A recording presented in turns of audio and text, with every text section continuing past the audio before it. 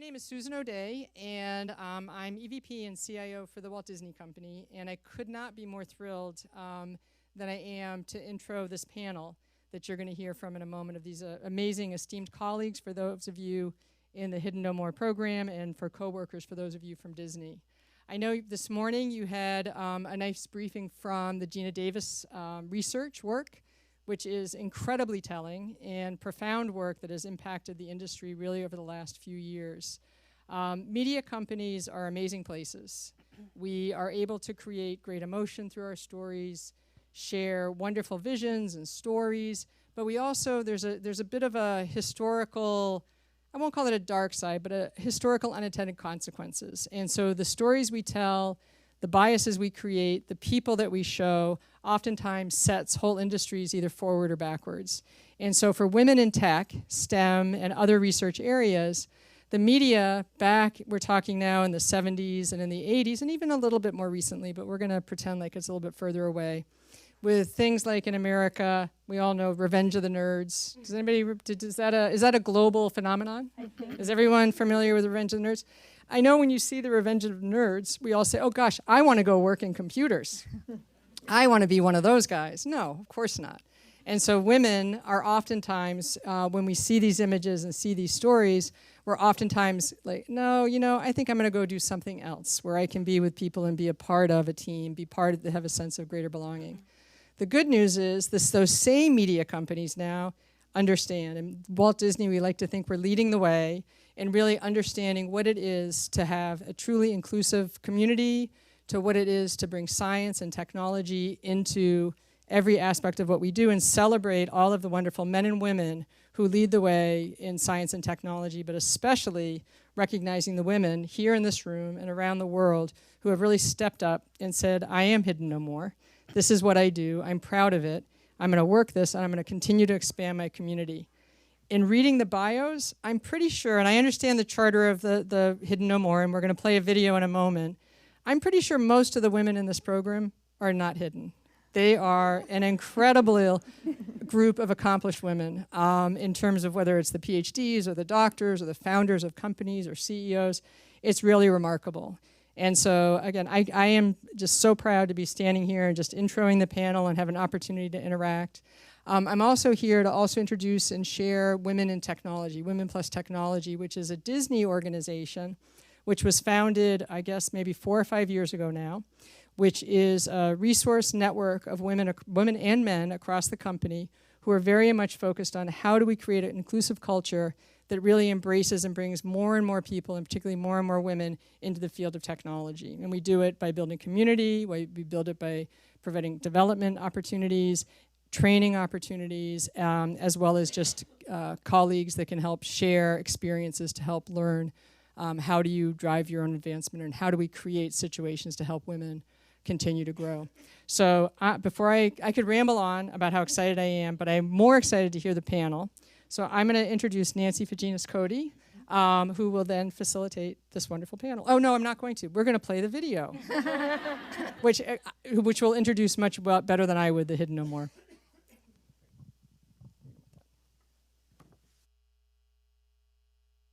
If you would think right now, top 10 scientists of all time, you would start with Einstein, with Thomas Edison, with a lot of male scientists. But where are the women? Their stories are hidden, and that's why the US State Department brought us here, 48 women from all around the world, and we get a chance to meet one another and see what amazing things we do, and we get to connect. The program is called Hidden No More. It started off after everyone got so excited around the movie Hidden Figures. So all US embassies did a screening of Hidden Figures. The diplomats loved it so much, they then decided in 48 different countries to identify one woman who was working in that country, who was particularly fighting the good fight for gender equality and inclusion, and to ask her to participate in a 3-week program where we tour around America, looking at different projects, looking at different schools, coming to different university campuses to really understand what's going on over here and try and implement the really good parts of that in our home countries, and also build an international network where we can all collaborate with each other. Being a woman in STEM and meeting these incredible women, it's actually sharing our challenges and seeing how they are dealing with it in the different countries.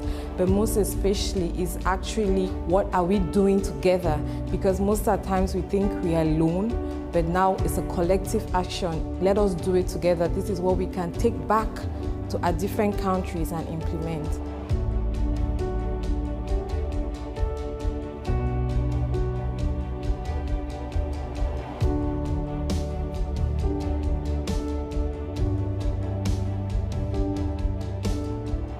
I think probably the coolest part is to see the passion that each one of the women has specific for science as a whole, so not just their field, but really getting other women and other girls into science. Our education programs are hugely focused on getting kids excited about science, and these are the kind of people that we want to see that are champions for doing that.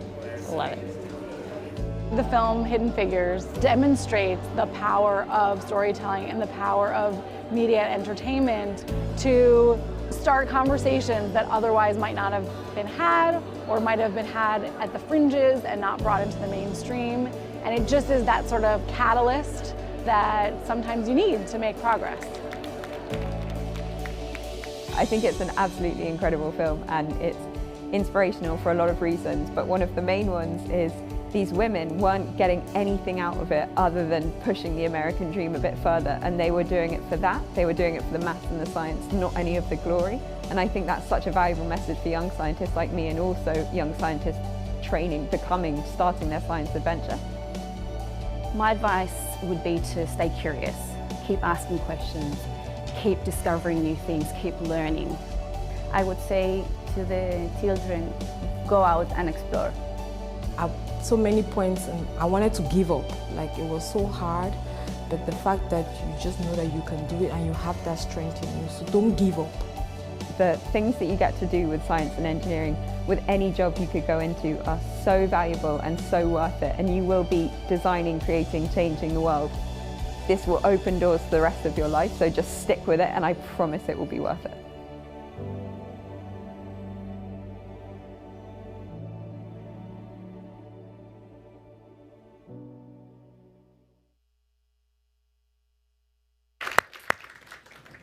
So, good morning still, because it is still morning, and welcome to the panel discussion for HiddenNoMore.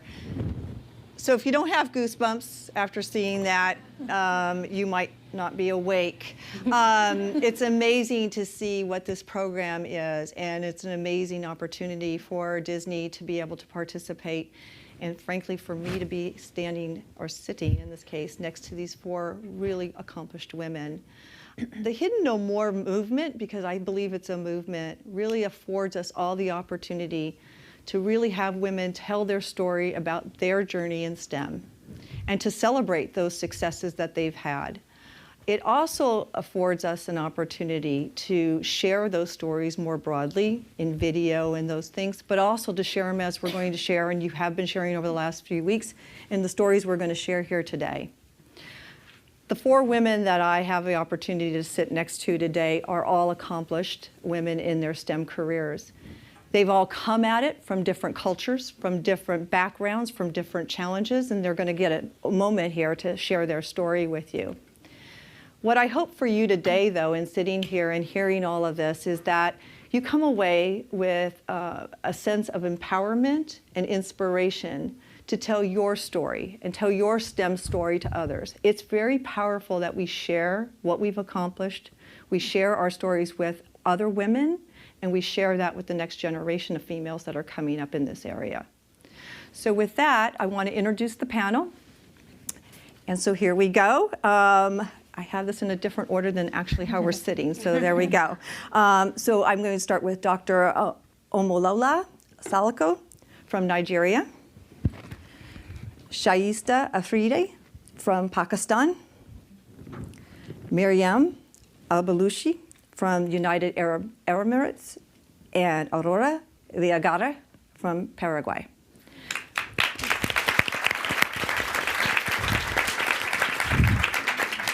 I think the part that's extremely important in the Hidden No More is to tell your story. So I'm going to ask each of the panelists to take a moment to share their journey with all of us and to also help us understand their focus area with regards to STEM.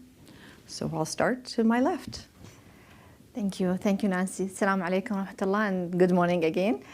I'm really honored to be here today, and it's a privilege to share a phase of the story, because you cannot share years of story within few minutes. So I will start with an introduction, which I always love to start with. I'm wearing different hats, honestly, always. So I'm a professional artist, a calligraphist. For those who's not familiar with the calligraphy, it's the art of working with the Arabic calligraphy. And it's not an easy one, honestly. It's years of studies as well. So I have studied, it was a passion, then I have studied this in a professional institute, and I'm still continuing the exploration and study. So it's real scientifically driven as well. It's part of the engineering personality which I have. I'm an author. I have published 5 books, and my 6th is in the pipeline. But while I was here, I was receiving officially the new design of the book. So hopefully by next year it will be launched. I'm inviting everyone here as well, inshallah, in the launch. I'm a journalist or a columnist. I have a weekly column where I have to give my weekly column every week on anything I wish to talk about. So in the last 2 weeks, because you guys are not all Arabic speakers, the last 2 weeks I was writing about this experience, about my emotions here. So one more to go on Sunday, inshallah. Going back to STEM field, I'm a chemical engineer, master holder of environmental science, who's passionate about the environment. I'm the first aviation environment in the country. I'm actually the founder of the aviation environment in the Dubai airports and in the federal government.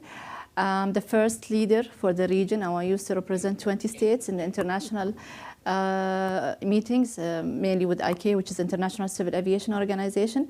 So for the first time, I was like sitting in a room with more than 150 experts from the aviation sector, which include airlines, manufacturers, politicians, government representatives, airlines, and I wear the hat of 22 states from the region without any clue, what shall I say, what shall I do?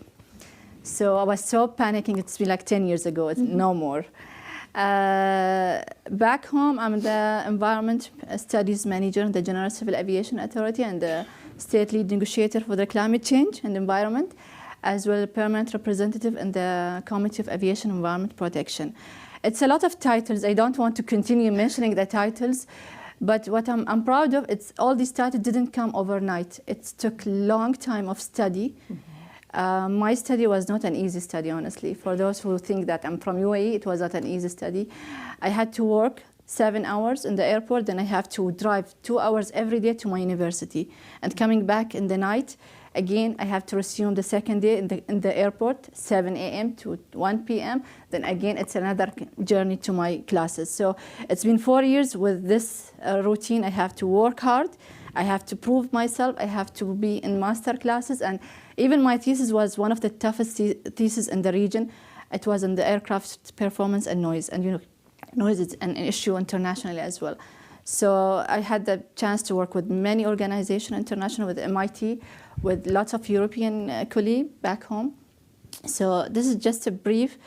And I was able to, as a writer, to write a bit about the journey in my book. So 2 of my books are explaining this kind of journey, how it's moved from a person who graduated with no job to become a state lead negotiator today. So this is just a brief. It's a brief.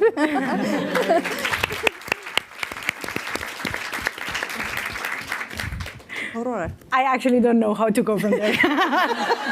First of all, hi, it's Wednesday. It's Wednesday Adams. I'm sorry. I needed to make that joke. He told me I could do my sign language name. It's A-U-R-O-R-A.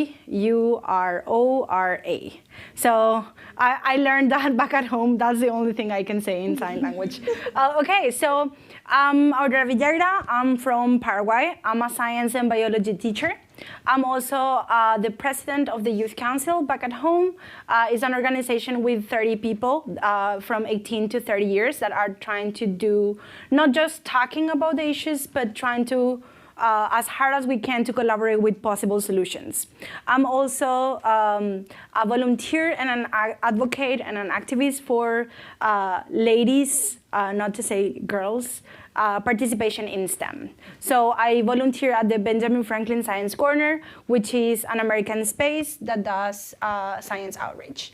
I'm a daughter, I'm a friend, and I'm a perpetual student. I study biology at the National University of Asunción.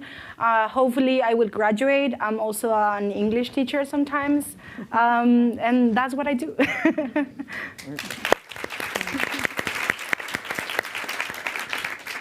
Hi, I'm Omo. I'm a medical doctor. I'm from a family of about 20. And I'm one of 6 medical doctors in my family. Wow. My story into the cancer profession started right from my room. My family home back in Nigeria is on an acre of land, really large mansion. However, I had just one blood sister. She passed on 15 years ago. She died from cancer. You know how younger sisters are. They have their rooms, but they don't want to stay there. They have their clothes, but they don't want to wear theirs. So when we were called upon, I was in medical school then, and they called me and they said, oh, she's in pain. I went home, my room, and she was there. We would rub her legs, but she didn't get better. She went to London, and then she passed on and was buried there. And there started a whole thing about how I wanted to give back. I was already in medicine, and I thought the very thing that is most painful to me, losing my only blood sister, was the very thing I had to fight. And my entire career, my profession, I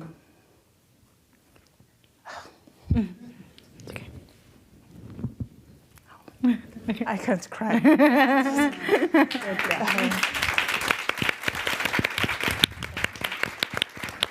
So my career is dedicated to helping many patients. It's a difficult path I have taken. My dad did tell me that going into oncology would be very difficult because I would not bring many people back to life. I will nurse them to their death.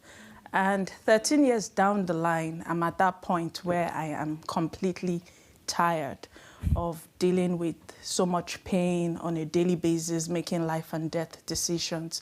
So I have taken it upon myself to empower more people to do things that make me happy.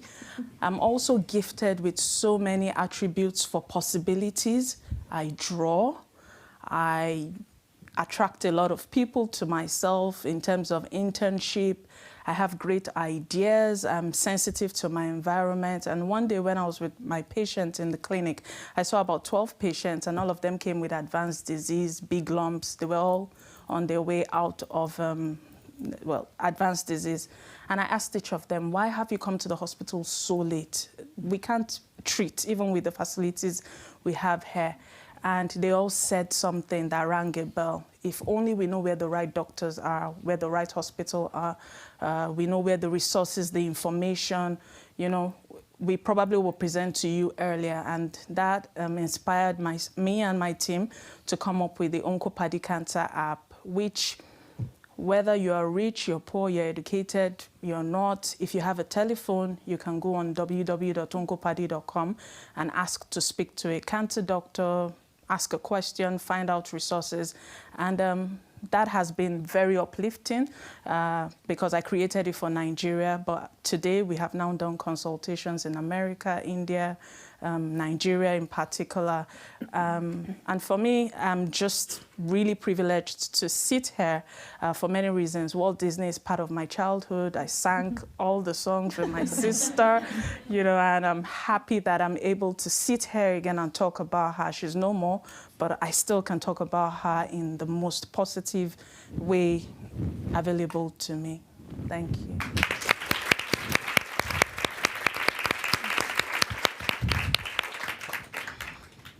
Well, Bismillahirrahmanirrahim. Assalamu alaikum. I am Shaista Afridi from Pakistan. I belong to the region, frontier region of Pakistan, which is nearby 30 to 40 kilometers from Afghanistan. So I was born not to be with a golden spoon in my mouth. My father was a truck driver. And in our culture, there is no school, no education for girls. One day we are here, someone is talking about the clique that is maybe in arena. That what was the clique about that you are here, you are in the STEM education. I have no clique that why I am here and why I am in STEM education, but I have one clique. Why I get this education. My elder brother was going to school, and he just opened the door and back looked at me and smiled that, no, you are not going to school. I was just 4 years old. And that smile was my clique.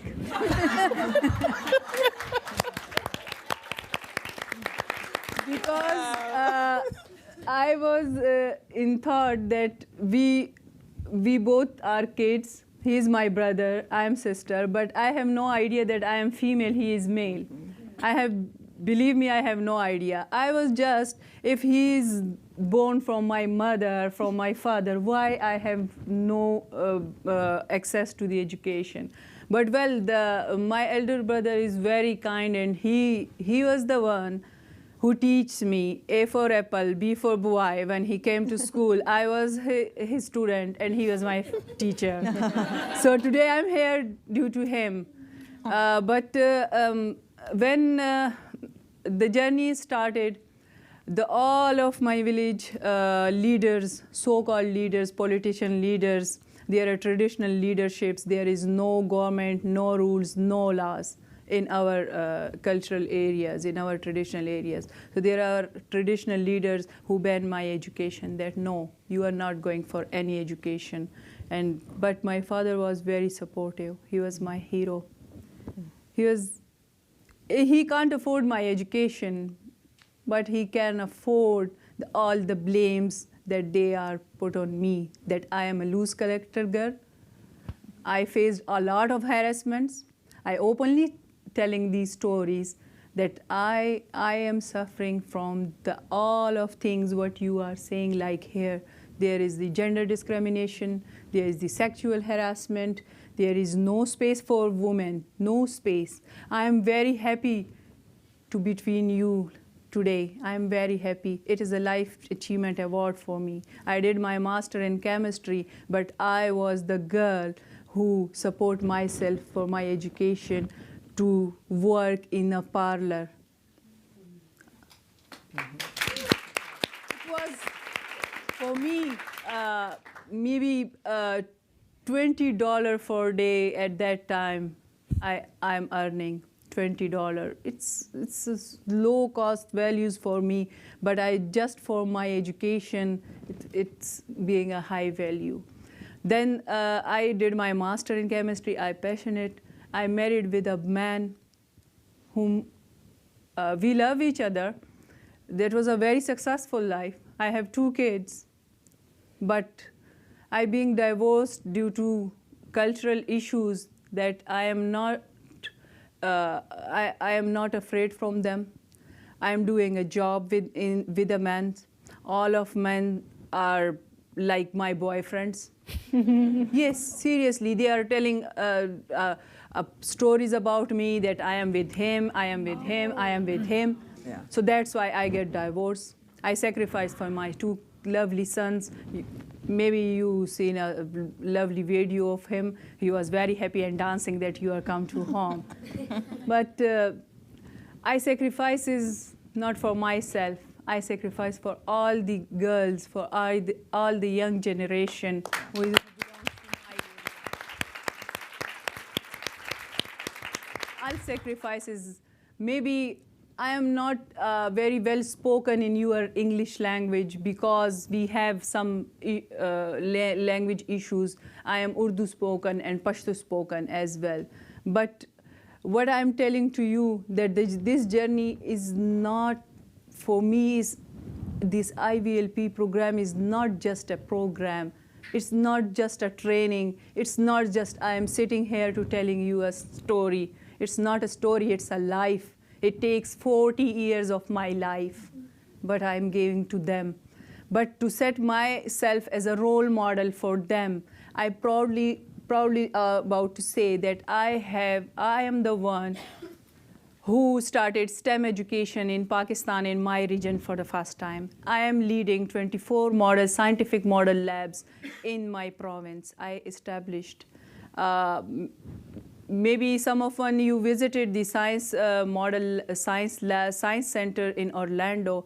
We established that type of labs, but not definitely it's US and we are in Pakistan. So I have much more ideas how to more equip these labs and access to the girls' education.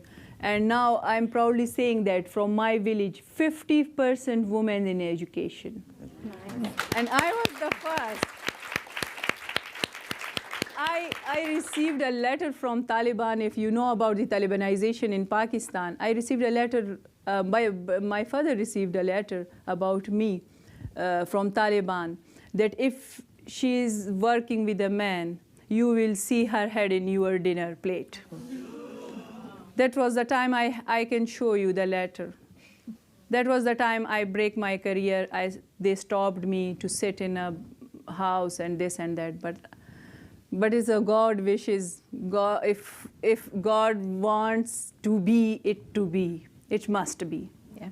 So again, the Talibanization is drawn. It was damaged. And in 2010, I have started my career as a deputy director in Ministry of Science and Technology. I started my PhD again in biotechnology.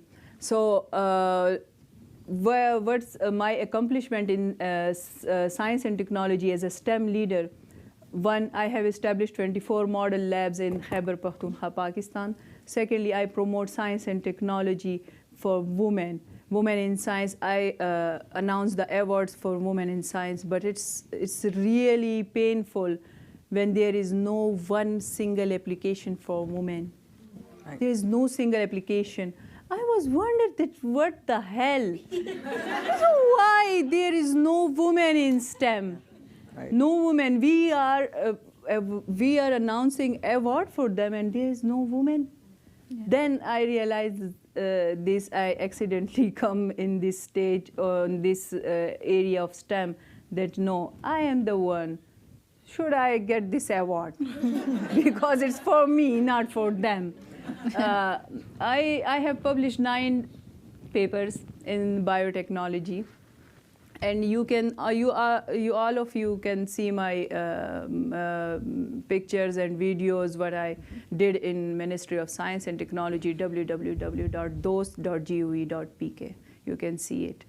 After that, I joined US-Pakistan Center for Advanced Studies USAID project. That is a $20 million project as an industry liaison manager. And there is also my one dream that I should bring the women in engineering. So I started a program for them, women in renewable energy. So it's up till now, it's all about me. But again, I am thankful to my God, my Allah, and then I'm thankful to State Department who selected me. Very good. And I am here today with you. Right. Thank you. So amazing stories, and that's the power of the storytelling. It's not, well, here's my credentials, here's how I got here, here's the journey that it took for me to get here, here's the biases, the obstacles, the expectations of family, my culture, all of these things that I overcame as a woman to accomplish the things that I'm gifted to do. And now, as I'm doing that, how am I paying that forward? And I think you heard that all the way through all of these stories of these women today. We're going to dive a little bit deeper into these stories now with a couple of questions. So I'm going to start with Omo, because I'm really, I spent some time on Oncopody. I actually went on and took a look at it, but I think one of the most important things that it came to me is access to information.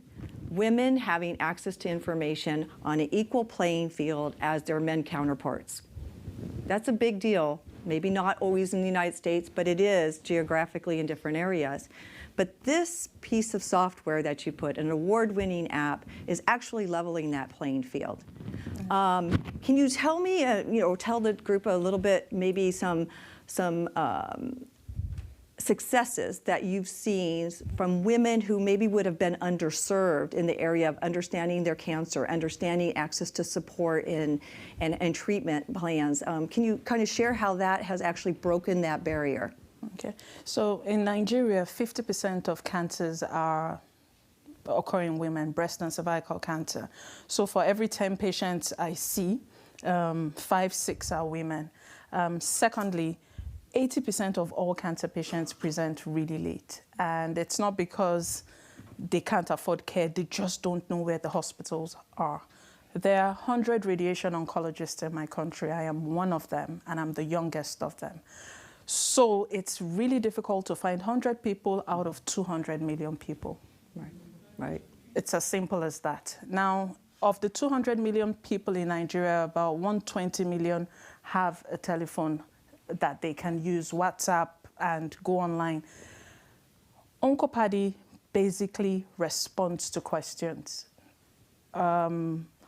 My doctor has recommended chemotherapy. I do not want to do it because I heard I'm going to die if I take chemotherapy. And boom, 3 or 4 oncologists are ready to respond to those questions. 2 cases that I found very interesting. A young girl, she had breast cancer and she wanted to switch her care from orthodox care to herbal medicine. And everyone had advised her, but she said no. And Oncopadi was the final thing she got on to ask, what do you think about herbal medicine? And I said, oh yeah, we know how to answer these questions. It's good, you can try it, but mix it with orthodox care. And we went on for about a month until she commenced chemotherapy. The second case, a couple, they're currently in another country. They're Nigerians, but they're receiving care abroad. And they want to come back to Nigeria, but they don't know which hospital to go to. Someone had recommended another hospital without an oncologist. How do you start care without an oncologist? And they were going to go there. And then I gave them 3 options. This is the cheaper one, moderately expensive, and super expensive. So whatever you want to do, choose. And they're on their way back and they are empowered. So what Oncopadi basically has done is it's also shown us what people want. It's showing us that people do not have to get into the way it works in Nigeria is if you do not know anyone who's a doctor, you're lost. If you don't have a doctor in your family, you're lost. And for me, if we continue to wait for patients to get to the right doctors, we're going to continue to record such horrible statistics. And Oncopadi is just basically to transfer the power back to the people, empower the patients, so they can come to me and I can feel happy at the end of the day as an oncologist, treating them with radiation, chemotherapy at stage 1, stage 2, rather than stage 3, stage 4, where the prognosis is still really poor. So Oncopadi is a digital clinic that currently provides cancer information. We have a blog, we have a chat forum. It also has a video consultation technology where patients, telemedicine, audio, instant messaging. We do have a lot of challenges with the technology. It was built by experts in the country, and well, that's not working pretty fine. Also, a lot of patients do not have data or do not want to spend money on data. So we've quickly incorporated WhatsApp for Business into that. We have social media channels that route all the social media adverts to Oncopadi, and what we basically use now for consultation is a link. And we're there exchanging documents and just generally providing consultations. We also have a patient assistant program where we curate all the deals going on in the cancer space. If you go to this hospital, if you take 3 chemo, you'll get the 4th one free. Okay. So we're sort of curating all the benefits that can reduce the cost of cancer care. In future, we want a situation where the Oncopady is in every cancer hospital, and it's complementing the efforts of the doctors. We're currently in 2 hospitals, 2 clinics in Lagos. But the challenge with that is we find out that our target audience is actually not in the hospital, it's online. There are people who are just hitting cancer care, the online community already. Our clients in the hospital tend to, just say, okay, I'll register for this, but they're not booking consultations. But we just have random people online seeking for information. They already are e-patients, and they are the ones using the app currently. Yeah. I think the access to data and freely, like I can sit down and look at the data, I can look at and take care and empower myself to take care of my care, right, and have my questions answered live, because I did see all that kind of capability in the app, is pretty powerful, because it's one thing that holding information and saying, well, you can have the information, but you can't have the information. I think you've really broken that barrier with this application, and I can see how, like you're saying, the external, it's not the people who are in care, in clinic, it's the external who are searching and can find answers to their questions and hopefully get the care they need for their lives. Promptly. Yeah, it's fabulous. So I would tell everybody you should look at it. It's really a well done. Going to change a little bit to Maryam here. So we talked a little bit about environmental, and that's kind of your passion, right? It's the environment. It became a passion. It became a passion. It's a passion. It's a current passion.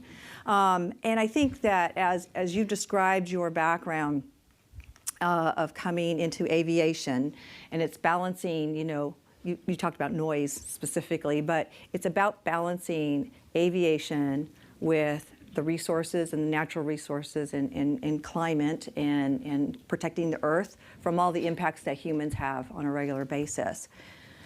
All of that comes from a field of understanding the engineering at the heart of it. It's the beginning for you to be able to influence public policy, to apply technology, to have a seat at the table and be heard. Really stems from where you started. So can you tell me a little bit about how your engineering and your operations background have really placed you well to be able to do that, to have that kind of influence going forward?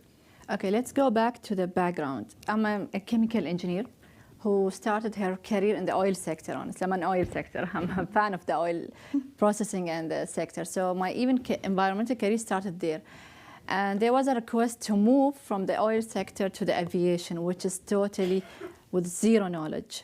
So I'm not an aviation expert by degree. When I moved from the oil, it was not an easy decision. It was a request to move. So for a female moving from a new career established in the oil as an environmentalist to aviation sector, it was not about anymore just an environment. It's about studying the aviation as an aviation field. It's about understanding the operation, the airlines, the metrology, the runway, how it moves, the air traffic controllers, the planning, the apron, how they even park in the aprons. So my office was in the mid of the runway, actually, in the Dubai airports. So I get used to know which aircraft is parking next to me now. So it was not an easy move because I was studying my master to be an environmentalist in the oil sector. Then I have to move to the aviation sector and establish and change the whole study to fit my new establishment in the aviation sector. And honestly, to be the first is not always a privilege, because being a first with no guidelines, with no one who can tell you what to do, it's a big challenge, because I was sitting in the room and my management said, we don't know what to say, you have to lead us. So it's opposite. And this comes with a lot of day and night study, reading. I used to stay in the airports for the midnight operation to just observe the movement of the aircraft for the noise issues. So it was a tough move to understand within 2 years, to understand the operation of the aviation, then to be an expert as an aviation environment, and you start implementing this. And working with an engineering department back in the university helped me a lot to accelerate the understanding, because I was mixing between the academic and the operation. And it's a good combination, honestly. I always advise the juniors that you don't jump in the master degree or the PhD without having an operational background, because it will give you an insight what is your actual passion. Aviation was not my passion at all. Today I have 13 years of experience in the aviation environment, which is a lot of things happen in the 13 years. So it's about exploring yourself, understanding what is your future passion. I was a chemical engineer. Today I'm considered as an aviation environment expert. So it's different, but it's all help to shape the new career.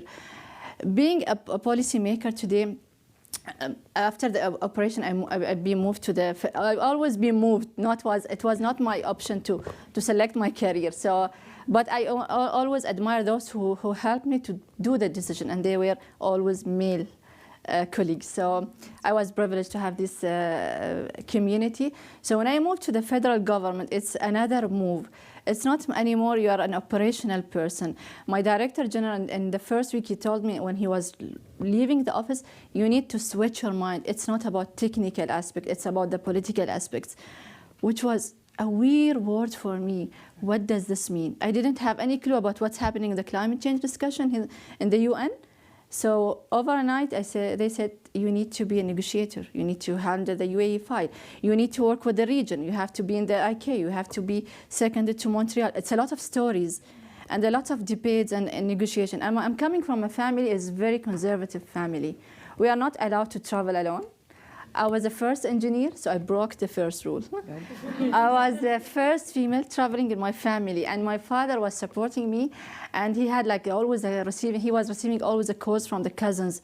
Why you are allowing her to travel alone?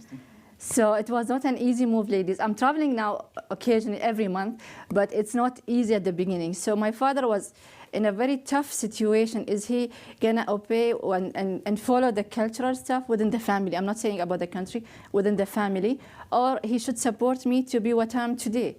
So he supported my decisions at the end of the day. And I'm so proud to always mention my name as Maryam Alblooshi, which is my father's name. And being a policymaker, it's not an easy job.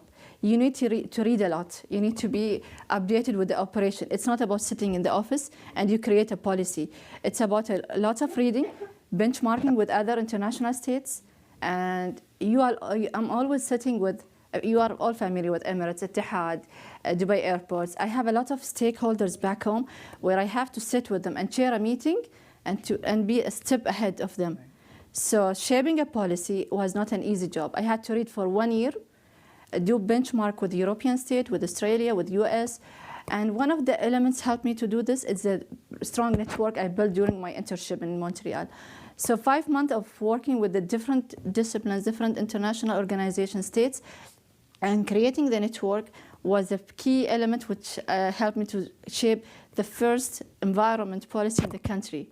So it's not just for the aviation, it was the first environment policy in the country in 2011, endorsed by the main 3 ministers.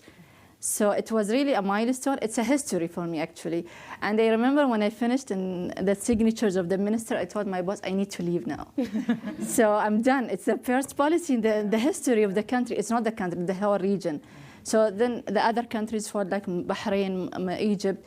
So it's good to be an accomplished lady, but it's always about what is next, what you have to achieve next.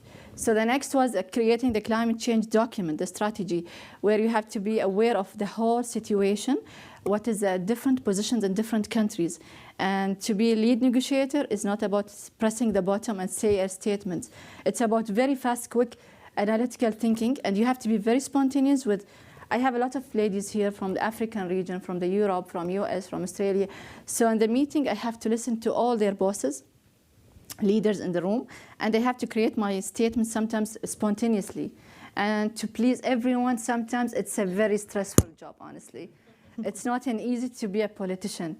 And sometimes you just say, I want to leave the room. Yeah. So this is the way. It's not easy. It's a lot of reading, engagement with the stakeholders, understanding them, and always to be a step ahead. Yeah. I think your story, Maryam, is very interesting, though. And I think it's a couple of things. One, you started off a certain path.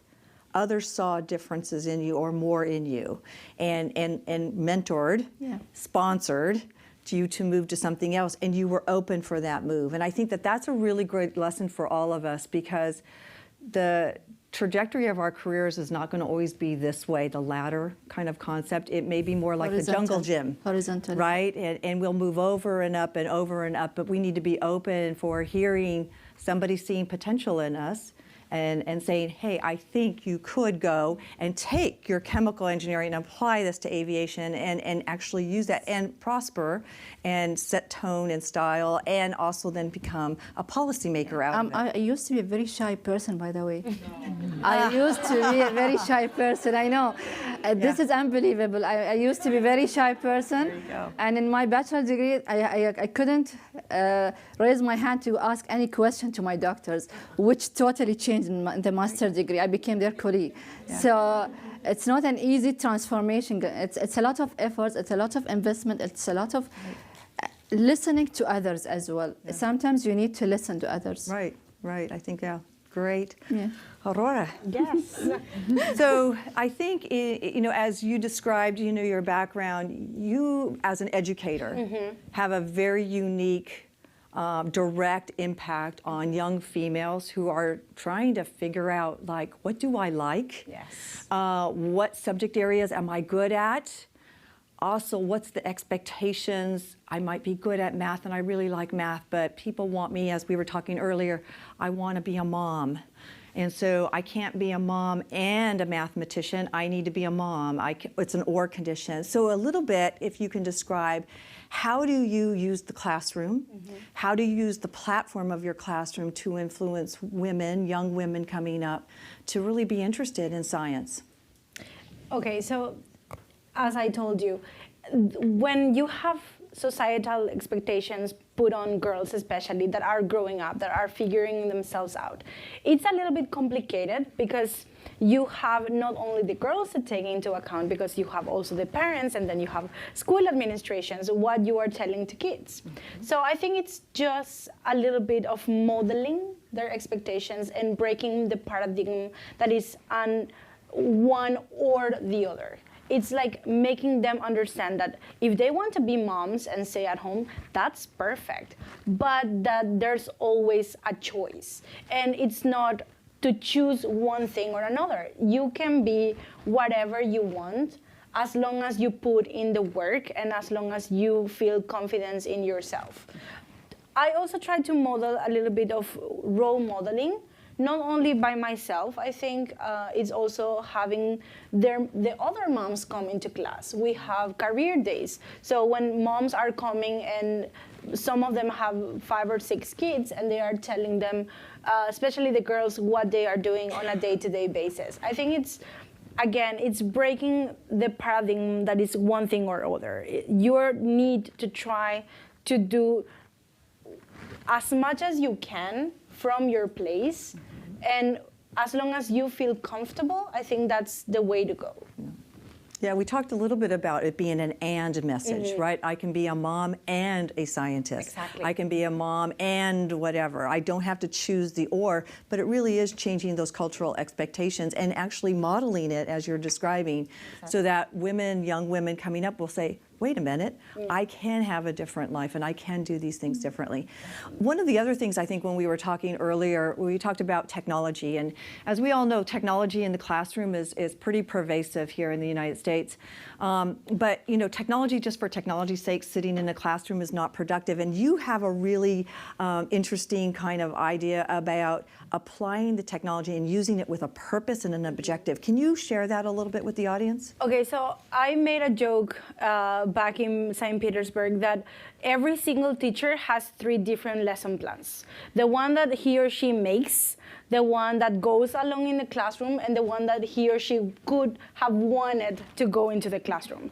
I think as much as we're receiving technology in the classroom, it is really important what you are doing with it, what you want to do with it, and what is actually going to happen in the classroom. So those 3 are extremely different between each other. I think once, just to give an example, I had I have a smart board in the STEAM lab of my school. Again, that is, I recognize my privilege. That is not the common thing in Paraguay.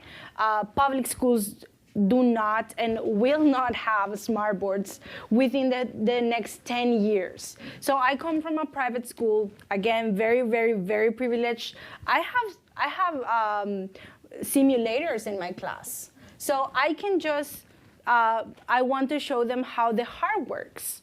So instead of killing an animal or doing something that that can be too shocking for kids, I can play how the heart beats. And I can accelerate the heart and tell them, hey, this is how your heart beats when you look at your crush. Or this is what happens when you are going through puberty. So it's to really, really give an objective to the kids and to have them see what they're going through. So if you just play a video in the class and then you're not giving context to it, then it's just, okay, so what did you do today in your class? I watched a video. So I use the iPad. And the kids and every single person actually will go out of the class on how they felt during the class. And they can say, what did you do in the class? And instead of saying, I learned how to use Excel and to do graphs, and they will tell them, oh, we use the computer. So I think it's really, really important to plan and strategize what you're actually doing with technology. To give another example, I gave them, we were trying to measure pH of water in class and what it can do to different, like a paper clip. So we were measuring every single class. I taught them how to use Excel because until this day, oh my God, Excel is not my forte. I was like, okay, so 6th grade, they need Excel. So put in the data, make graphs out of that, and have them present from day one. And it's like art components. If you don't want to use a presentation, you can do a paper board or a cardboard graphs and present what your data showed you. And it's really important to use scientific language from the day one. Try to use it on their level, but have them speak the language as well. Yeah. And I think one true misconception is to think that kids, because they're kids, they don't know or they don't understand. They can tell you a lot more things that will completely blow your mind. So do not underestimate children.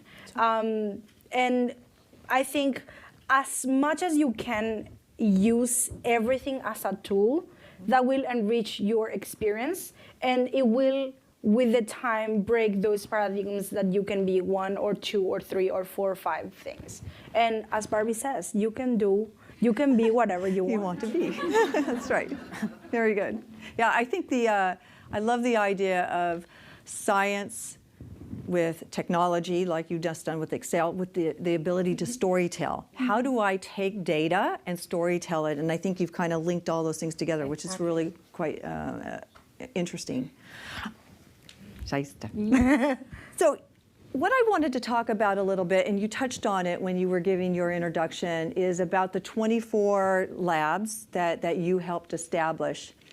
And kind of twofold, I wanted to maybe see if you could share with the group a little bit about how has that now opened eyes of females to the potential of what STEM could mean for them, but also, as you kind of touched on a little bit, about how that can also play into socioeconomic uplift for those women in your country. So can you share a little bit about that? Yes, the idea obviously came in my mind when I, as a Deputy Director in Ministry of Science and Technology, I have announced the award for women scientists, and we did not receive even single application.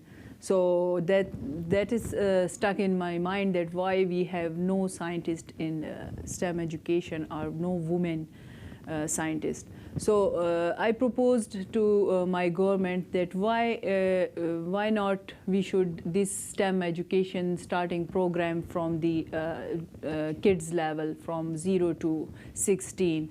So I have proposed a project to my government that we should establish science model labs. That's definitely the idea came from the internet that is established in China. So I just surfing and got this idea that we should establish science model labs. And this is not simple model labs like when we are in A level, we are just practicals of chemistry practicals, putting beakers and this and that, and we are just getting the data. And no, it was totally different teaching learning methods. It's not a typical teaching methods in that 24 science model labs. It's totally for the 50% for the girls and 50% for the boys. And it's established in different areas, rural and urban areas we have chosen. And secondly, we choose the pedagogical methods. To teach the students, and labs are fully equipped. They have chemistry equipments, they have physics equipments, bio diagrams, bio prototypes, and the mathematics prototypes. So the students have the access to get in this lab, and they will learn practically, not in theory that I am a chemist, but before my PhD and my research work, I have no idea what is the covalent bond, what is the ionic bond, where is the electron. So we just studying electron, hydrogen bonding, this and that, but we have no idea, we have no practical experience. So in these science model labs, the girls and the students, I'm not talking about the girls, I'm talking about the students, they have the hands-on experience. They learn about the pedagogical experience. The teachers are not the traditional teachers, they are coming to come to the classroom and took a chalkboard and started the education. No, it's a totally different education. And they are using the interactive boards. Where interactive board means if one student is on leave or he is not in class, so other day he can get the data from this computer and interactive board. So he may be the previous lessons. So this is the overall ideas. So when we are talk about the how these model labs play a role in social and having social impact, yes, when you have the basic ideas and you have the hands-on experience, it's polish your professional. It brings you in a professional career and a different pedagogical shifts. So you are the different from the other students. Other regular students. And one thing more, that these labs are established for those students who cannot afford the studies like me. These labs are not for for those students who are born with the silver spoon and golden spoon, and they can afford in the city model school and the beacon houses and this and that. No, this is for the regular students, for the government school students. So when we chalk out the regular exams of these students, they have more than marks from the private school students. So all of them, then I'm talking about the 50% women in the STEM education, that data comes from these science model schools. So it must be play a key role in the social and economic uplift. Yeah, I love the idea that this is an underserved kind of demographic, right? And these individuals, after going through this process, are actually on the same playing field as those who maybe had a little bit more fortune. And so that does, you're right, immediately start to have the social impact of uplift for females, exactly. But for that entire organization or everybody participating. Mm-hmm. I wanted to open up, you know, I've asked questions, we've heard stories, but I really do want to open it up for the group here and those watching through the streaming to see if there's any questions that you have for the panel. So we're going to have people shift around a little bit. Oh, there we go. It's a little bit of shifting here. Okay, we have a hand up here. So we're going to get you a microphone if you're in the room so that we can clearly hear your question. And maybe if you could say your name and kind of where you're from and then direct the question to the panel, that'd be helpful. Oh.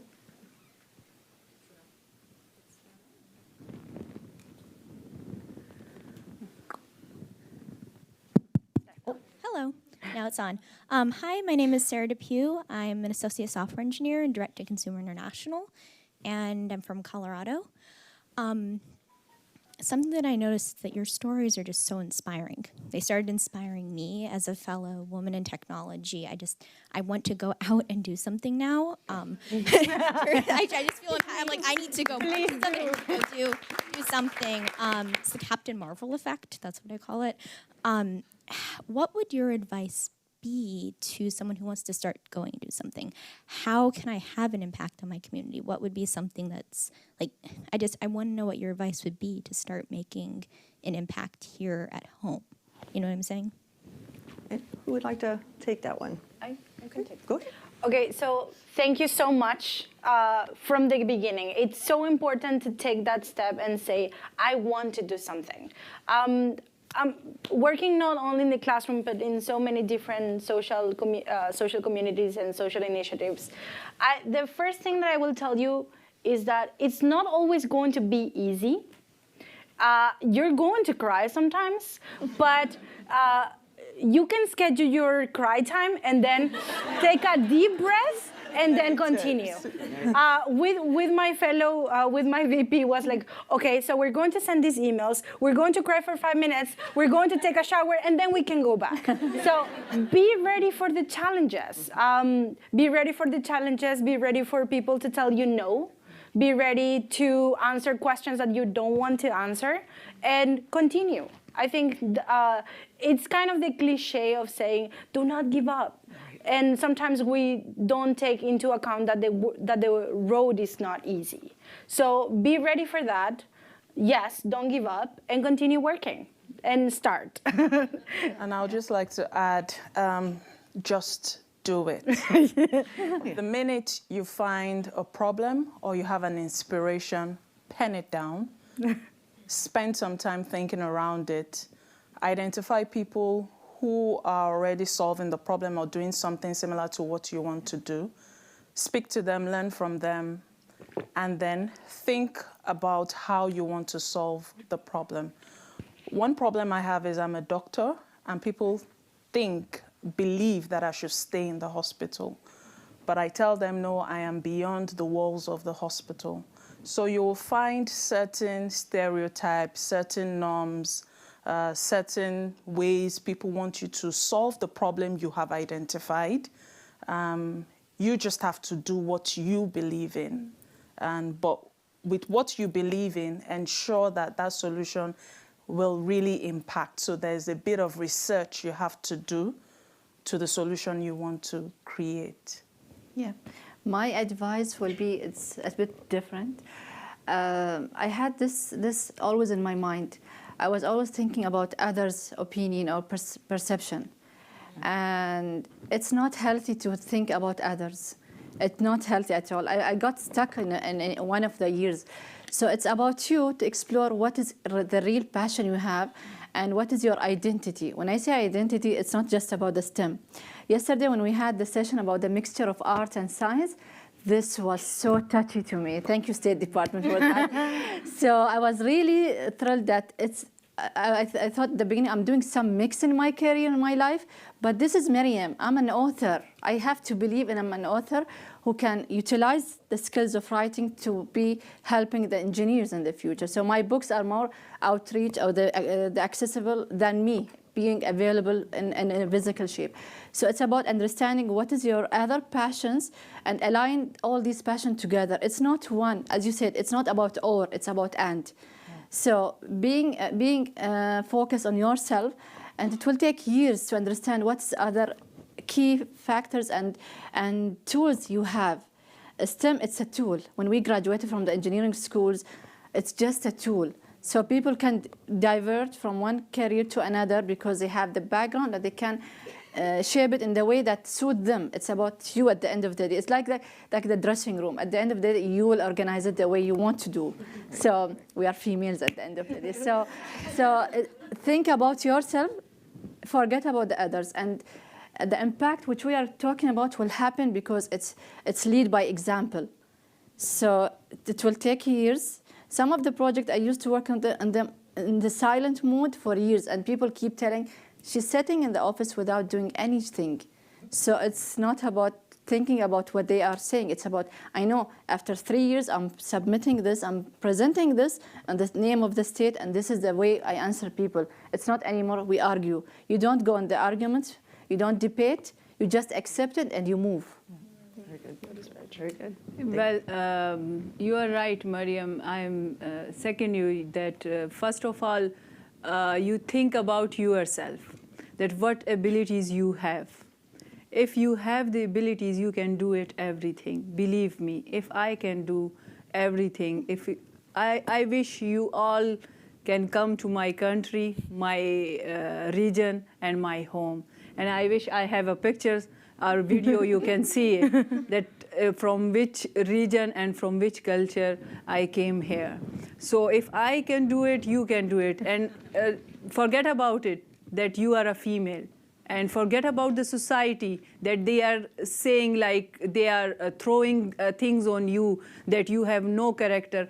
Believe me, the man has no character. Believe me. I can't support this. Well, there we go. I can say it, believe me.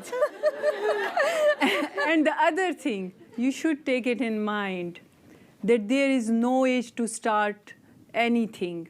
There is no color discrimination. There is no age discrimination. There is no language discrimination. There is no your religion discrimination. It is only you that you can start your life.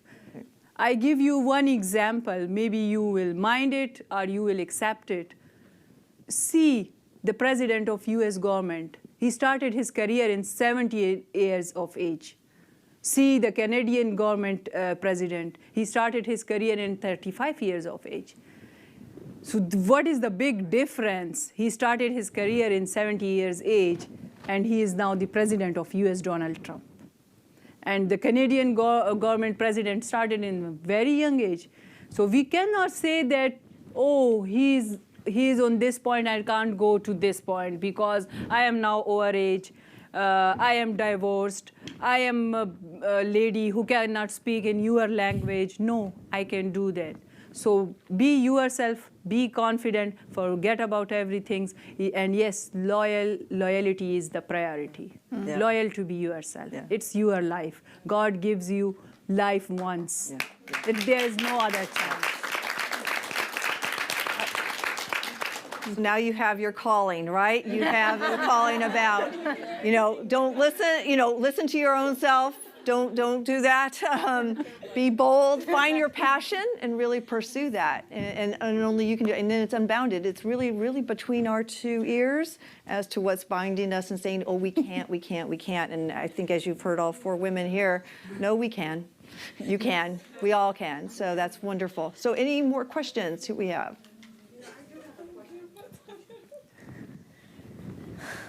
Hi, I'm Linda White, and I'm in enterprise technology. I just have a question about your work. Everything has been amazing, absolutely phenomenal in terms of your journey. But in the process of that, how did you manage your work-life balance or your education life balance? How did you do that? Yeah. So I'm from Africa. And you know how it is. It's women should take care of the home, the kids, the husband. You can get married at age 18, whatever. But what I have found very important is to be deliberate about your support system. That's a career on its own. Whatever you want to do, if you want to go back to school, you just don't research what course you want to do. You also have to research the support system you need if you're going back to work, like I'm considering a master's program 13 years after I have graduated. I'm thinking of doing it in a university 30 minutes away from my house. And I'm picking the university because of the distance to home and work. I have identified the schedule. I know what time I'll close, and I know who I'm identifying who I need to support me on that journey. So it may be my mom who will cover the first semester. It may be my assistant who will help me with school runs during the second semester. There's a whole timetable on how I'm going to plug the gaps when I'm not present at home. Like, this is the first time I'm away from my home for 3 weeks. Yeah. Thank you so much, dear. I am deeply grateful because I'm also maturing as a woman, that I can go for my dreams without my home holding me back. I'm deeply grateful because you have really made me mature in different ways. But our support systems can come as family, friends, having an understanding boss. I think the way we also deal with our bosses is something that can make or break our career, can make things easy. If you're the type that travels a lot like me, then you have to strike a deal because your boss is also your support system. If you think you can flash all the flashier words, they'll find a way of, putting light, just covering it. So we have to identify our stakeholders who come as our support system. And for young girls, I always tell them, and ladies who want to marry, if you're going to get married, you really have to select your partner. There are certain criteria they have to meet. A man who will not support your dreams is not called a husband. Yes.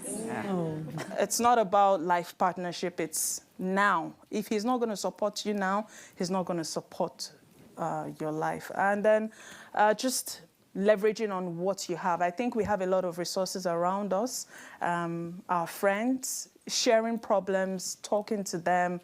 You never know who can help you. A problem shared is half solved. So I'll just say be deliberate about your support system. And I think I can just reflect on what she just said. It's a lot of sacrifice because she's sacrificing her social life to do her study. And this is normal. You cannot do everything. You need to come to a stage that, this is the years that I have to sacrifice many things for the future. So it's not every weekend they have to be in the restaurant and the coffee shop or the cinema. So it's different shaping. So it's a dedicated years of your life that you need to achieve something, then you move forward. So it's all about balancing. And I totally agree with you with the partners. It's about the criteria. So it's a lot of sacrifice. I cannot remember a lot of sacrifice I did. It's with my family, with the social life, with a lot of volunteers I had to step out of them.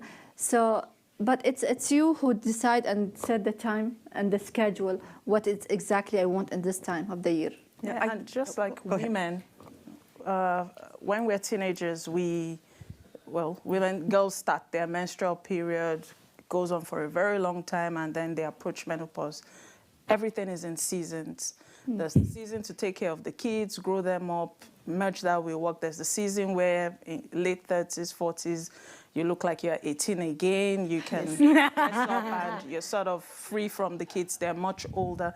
So everything is a season. You don't have to put yourself under pressure to work, deliver, take care of kids, and choose what you want to achieve for 2020. I'm having one kid, I'm not having kids, I'm going to school. Choose. It's your life. It's what you want, how you want to do it. December, I'm taking a break, 6 months break off work, because I want to explore the creativity within me, and HiddenNoMore has, pregnated me with more. And if I don't take time off my hospital work, there's just no way I will deliver all these ideas. And that for me is my priority. Yes, no pay, but I have to look for that source of income, get my savings. But it's that deliberate decision to focus on creativity rather than hospital work. Yeah. I think what's really interesting is a couple of themes coming out of that network of who's going to go on this journey with me? Who are those people who care and want to support me through that, and being sure that support system is really understood. Because the notion of balance is really not, there really isn't balance, right? There's choices. And I think the other thing we've heard is choices, sacrifices, but they're choices at the end of the day. I am choosing to do this, and I am choosing to do this with that support system. And I think that's really a really good kind of call to action for all of us, is that our careers, our lives are the choices we make, and be deliberate about those choices, and really maybe even say them out loud, and be sure that the partners and your support system are with you as you go through that journey. It's fabulous. Other questions? Hi. Oh, we have a question in the back. Sorry. Question. Hi, I'm Lisa Vasquez. I work in Enterprise Social Responsibility, so the philanthropic arm of the company. And my question is two-part. One, I'm curious who your the most impactful or influential role model in your life was, and why. And then the other question is really more ask for a comment on, it struck me that nobody talked about their mothers. There was multiple comments around the role of the father in their lives, in this journey. And so I just was really struck by that when we think about the importance of women and the gender discrimination and all of that, and just the role that either your mother or maternal figure played in your journey. Thank you. Go first. Okay, so I didn't mention my mother in the beginning because I wanted to give like a pause and like to have all the lights on her. She comes from an almost 40-ish brothers. Some passed away when they were babies. She is the first person that has graduated in her family. She went to the university with 3 children. So the first years of my life, I didn't see my mother, because she was away in the university, facing so many different comments, people telling my father that we were not his, and he responding, well, I pay for them, so they're mine. Something interesting, he made her go to the university. So I'm such a privileged person in a weird context. One of my favorite memories is going with my mother and my whole family to chase after butterflies because we needed to complete her entomological boxes. That is like, I grew up with spiders and butterflies. So my mother is, yes, one of the biggest and most important role models of my entire life. I think not all people can say that. I grew up studying biology. That is one of the biggest passions of mine. I think moms need the spotlight, and they are so important in a child's life. Even if she wasn't there, I knew she was getting an education because one day we would need her. So my mom is an inspiration, a role model, and my colleague. So thanks, Mom. Anyone else about your role model? I agree with you. She needs a spotlight. My mom, she's not an educated person. I remember when she was trying to teach me when I was grade 1, she was trying hard, and I was like, I don't like the way you're teaching me. So she wanted always to be a doctor, and she was not allowed because of some cultural aspects. And I admire her. She was a very controlling woman. I think I had my personality from my mom. She's controlling the whole family, and now it's my turn to control her. So my mom, she's a tough woman. So she was always telling me when I was a kid, it's up to you. You want to study, it's your life. You don't want to study, it's your life. So this is a strong message, you know. You keep thinking, okay, something going on. What is the life? What is the life she's talking about? So I was asking my grandmom, what happened to my mom, and why she's not an educated person while her friends are educated and teachers? So she told me that she loved school. She was the first. She had like grade 1 or 2 or 3. She was the first. And I heard the same stories from her friends. So I thought, my mom has a dream. So we tried as her daughters and sons to make this dream true, but unfortunately I couldn't become a doctor. I have an issue with the blood. So the funny story, my mom attended my thesis, my master thesis, and my examiner was a professor from MIT. So in the open discussion, it was open for the whole family, my sister's brother, and even the friends. In the closed session, which was the tough session for an hour, only the parents, and my mom was there. And she was sitting behind the whole committee of the examiners, and she was listening to these formulas and the noise performance and these things, and she was listening. It was tough discussion. Then I left the room. I couldn't remember that my mom was with me in the room. When I left, my friend, she said, "Where is your mom?" I said, "Where she is?" And they said, "She's in the room. I'm not allowed to go back and bring her out of the room." And the things that really impressed me when I went back and we finished the defense and they announced that I'm getting my degree, she came to me and she said, "You know, this doctor said this about you, and this doctor was tough on you." And that was, "Mama, you know English?" She said, "A bit, yani." Oh, there you go. So, there you go. So she was crying, and I was like, "What? She's crying." I got my master's degree, but when we went back home, she said, "When you are doing your PhD?" I said, "Why?" She said, "I want to be the mother of the doctor."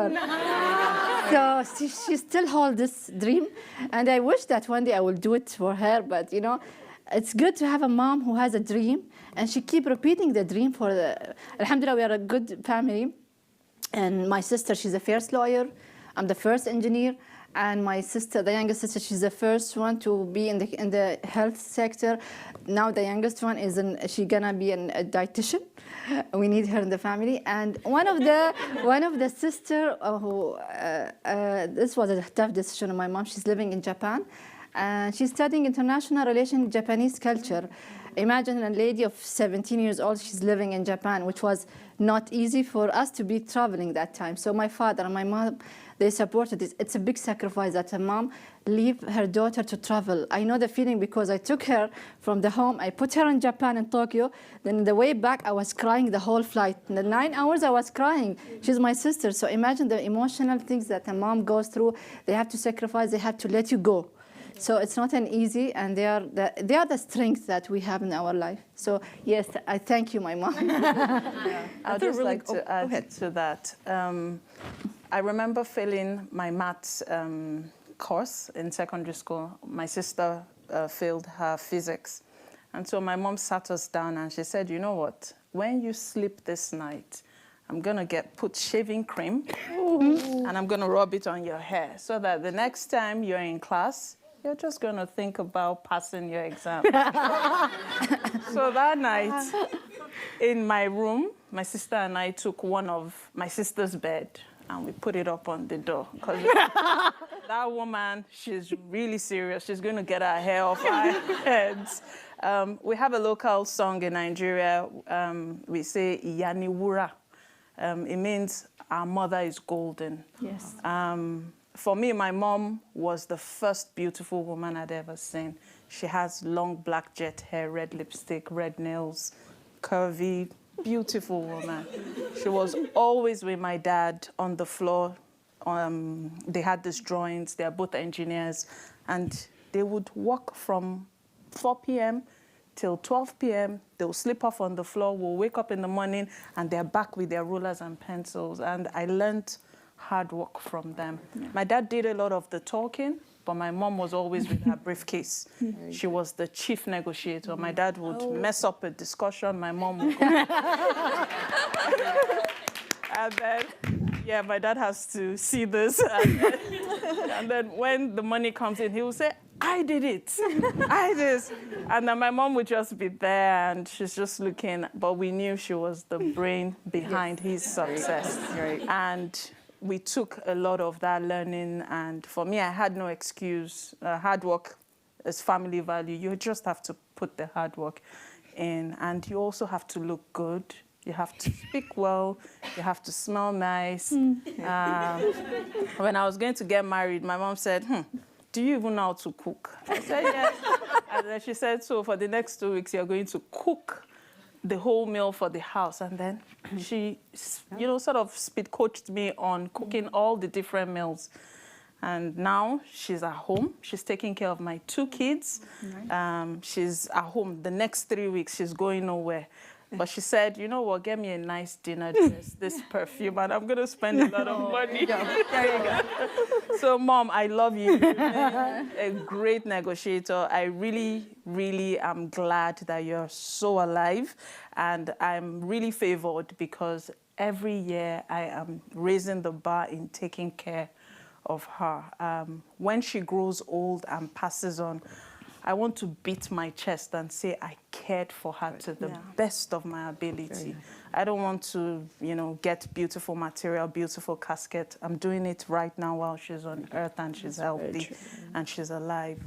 So thank you, Mom. Sorry. And Dad. And Dad. My mom. Well, we cannot deny this truth that we are the part of the beautiful lady. So we cannot deny that we love our mother. But I just say about your question that why we are spotlight on our father, not on mother. Because for each and every daughter has their father is a hero. One hero in her life, and that is her father. So that's why we are talking about our hero, that he made us as a role model. Now, today we are here. That's, yes, of course, due to our mother and father, but father has play a key role in our life. The confidence we have, the life we have, everything we achieve due to our father and mother both, but the hero must be a hero. That's great. Thank you. So I think Allison can come join us. Hi, I'm Ashley Siegel. I'm out from New York with Disney streaming, so I just wanted to take a second on behalf of Women in Tech, all of our attendees here and attending the live stream to thank all of you. Thank you, Nancy and Susan. Thank you, really, everyone, for being here. This was really amazing. We're honored to have you here with us. Thank you.